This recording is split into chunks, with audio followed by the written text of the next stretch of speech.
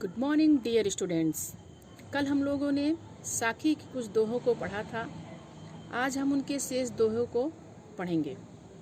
कबीरदास का ये चौथा दोहा है। पाहन पूजे हरि मिले तो मैं पूंजू पहाड़, ताते ये चाकी भली पिस खाए संसार। सबसे पहले इसका हम लोग शब्दार्थ जान लेते हैं। पाहन, पाहन मतलब पत्थर। पूजे, पूजे का मतलब है पूजना। हरि, हरि मतलब ईश्वर। मिले, मिले मतलब मिलना या मिलता। मैं यहाँ पर स्वयं के लिए कहा गया है। कल जो मैं का अर्थ बताई थी मैं, उसका वहाँ पर घमंड से मतलब था, अहंकार से मतलब था, लेकिन यहाँ पर मैं का मतलब स्वयं है। पूंजू, पूंजू मतलब होता है पूंजना। पहाड़, पहाड़ का मतलब है प्राकृतिक रूप से उठी हुई पृथ्वी के तल पर, तल के ऊपर पत्थर, चूने आदि की बड़ी बड़ी चट्टानें जो प्रायः उबड़ खाबड़ होती हैं। या इसको ऐसे भी समझ सकते हैं कि वस्तु का बहुत बड़ा भारी ढेर। ताते, ताते मतलब होता है उससे। चाकी, चाकी मतलब होता है चक्की।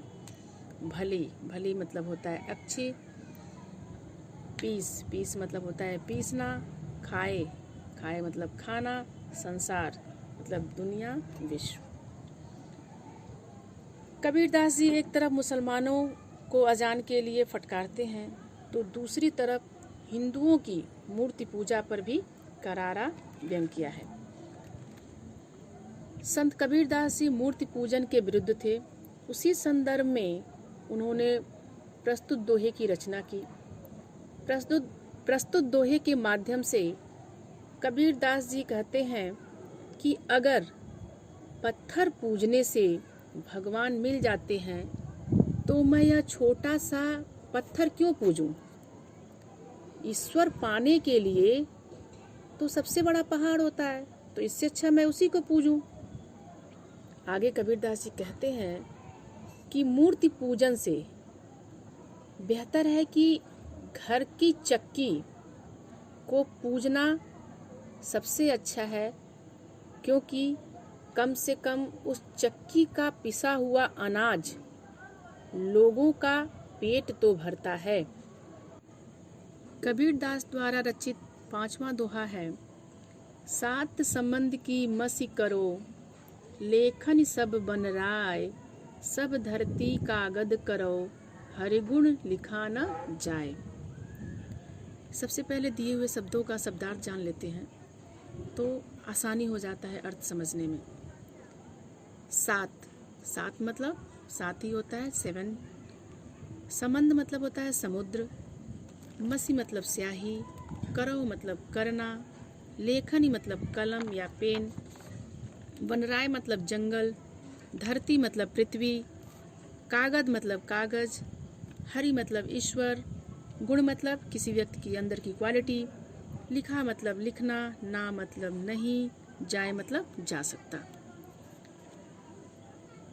कबीरदास जी ईश्वर की महिमा का वर्णन करते हुए कहते हैं कि यदि पृथ्वी पर,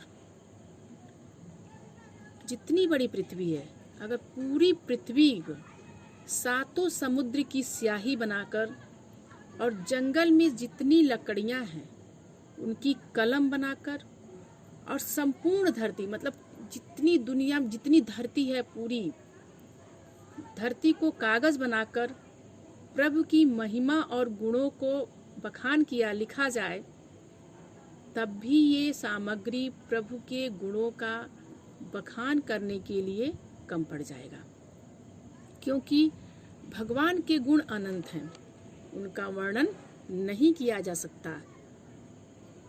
पूरी धरती को कागज बनाकर, सातों समुद्र की स्याही बनाकर और पूरे जंगल की लकड़ियों को कलम बनाने के बाद भी हम उस अनंत ईश्वर का गुणों का बखान नहीं कर सकते।